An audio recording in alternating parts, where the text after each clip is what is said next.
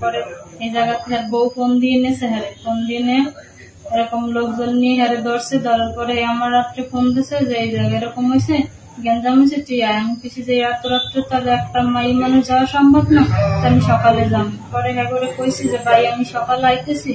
পরে হ্যাঁ অনেক মারধর করছে, করার পরে আমি কইছি যে ঠিক আছে আমি সকালে আম। পরে আমি সকালবেলা যাই বিদায় আবার হিরে মারছে আমার সামনে, যে মারতেছে কান্দাকাটি করতেছে, আমি শুনতেছি সব কথা।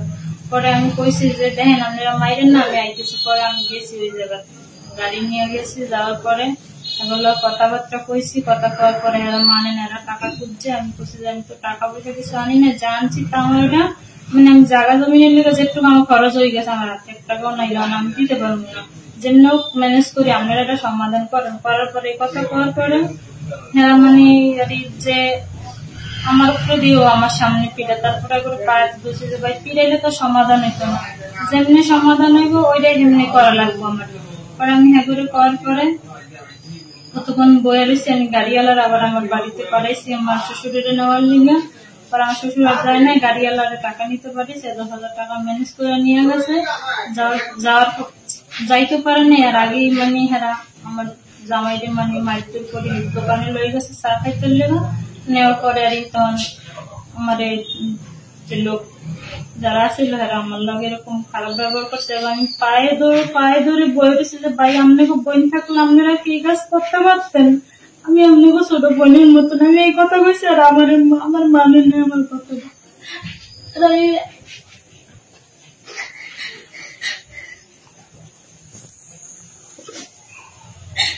লোকটা এই যে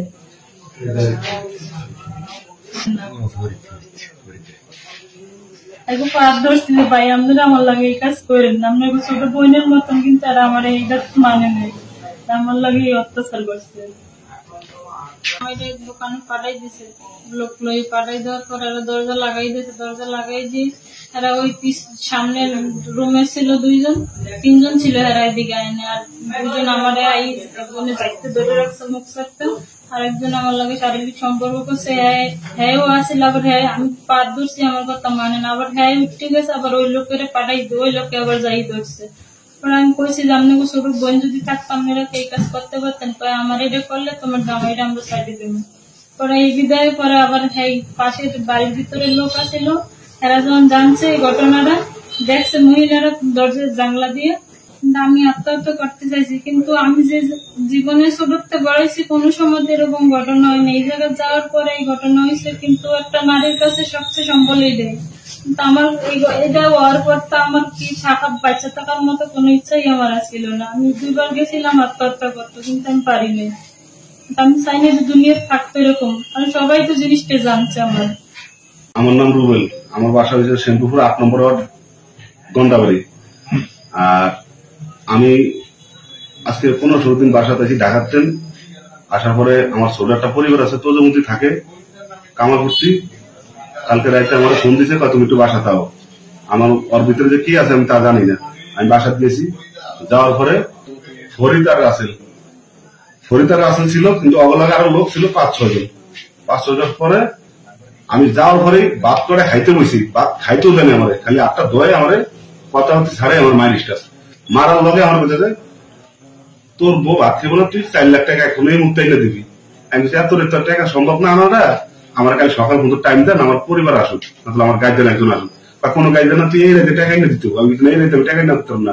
যখন আমি না কই তখন আমার এসএসসি বাড়িতে বাড়ি দিতেছে, আতুকে বাড়িতে রানে বাড়ি দিতেছে, মানে আবার এই চেয়ারের ভিতরে আমার এরকম চোখ ঘুটে এরকম খামুচ দিছে, মানে ওগুলো টাকা রাইতে দিতে হইব। যাকে কথা হতে মনে হয় রাত 2টা-2:30 পর্যন্ত আমাদের তফসিল করছে, মায়ের আর বন্ধ নেই, টাকা পাইতেছে না। এটির পরে সকাল যখন হয়েছে তখন আমার পরিবারের ফোন দিছি, আমি ফোন দেওয়ার সাথে সাথে কথা আবার আমার আমির বাড়ি 1 বছর 2জন মিলে ফরিদার রাসেল বাড়ি দেওয়ার পর আমার চিক শুনে আমার পরিবার কি হলো, একলা আয়া বললো। আসার পরে আমার